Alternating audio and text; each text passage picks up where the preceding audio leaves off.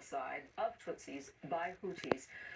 And it unfolded at an extraordinary speed with some 1 million people killed in about 100 days. The world was shocked, even as it failed to act. But there were warning signs, like the hate-filled radio broadcasts that incited violence, condemning Tutsis as less than human, and eventually urging listeners to commit unspeakable atrocities. The theater production Hate Radio takes us right into the broadcast booth of Rwanda's notorious radio station, RTLM. Now, it was first performed in 2011, and next month it comes to St. Anne's Warehouse in New York. And its playwright and director, Milo Rau, joins us from Stockholm. Welcome to the program, sir. Appreciate it. Hi. Thanks for having me. You know, it seems as if we're talking about something that would be innocuous. It is anything but. So when we talk about a radio program, for people who may not be familiar, what was RTLM and what is its place in Rwandan history?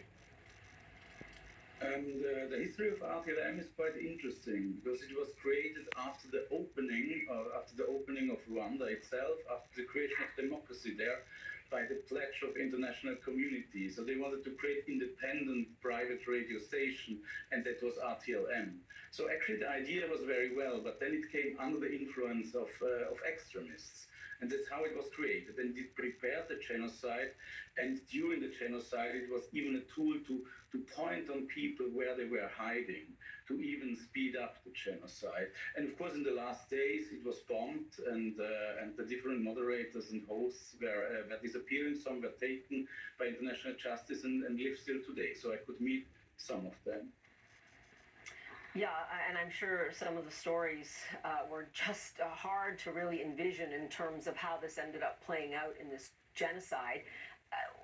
Can you give some insight to our audiences as to why you decided to recreate these broadcasts in this play, in a theater, which some people, it would be called documentary theater, and some people are wondering why you felt this was the most powerful vehicle to do it in?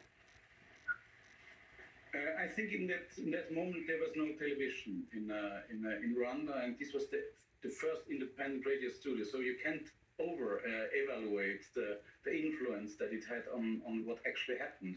And it was also this radio that in a even funny way. So when you watch the show that we did, which just shows the radio studio, it's a lot of fun. It's very good music. It's a lot of different hosts. It's a lot of different stories. It was even a call-in radio studio. So it was very, very modern at that very moment for people that were not used to this. They were used to speeches of the president, to traditional music, to priests talking, and all of a sudden you had this kind of crazy boy group. They were casted. So where there was the funny guy from the city, then there was the lady talking to the more traditionalist people from the countryside, and so on. So everybody could identify with them. And they moved more and more, let's say, the barrier, what you could say in the open and public space and whatnot. So it started with little jokes, racist jokes, with sexist things, with little theories, putting paranoia on the listeners, and it went more and more. And in the end, it was really a kind of a station to kind of command the killings. So it was a very fast development. And I think you can really not overestimate the influence of this radio studio. Even I met a lot of people that were in the army that liberated Rwanda, so as soldiers, and even them, they listened to it because they loved the music, and of course they knew then what the other side was doing. And I think the specific thing we do in this show, we not only recreate a show, we recreate a show, and all the hosts in the studio that you see on stage are played by survivors of the genocide. So you could say that the victims are playing the perpetrators, telling them why they should commit genocide against themselves. So it's a very hard way of staging it and to understanding it the same way, because I had the impression I have to work together with the people that really listen to this. Yeah, it would be. This radio. It would be quite jarring.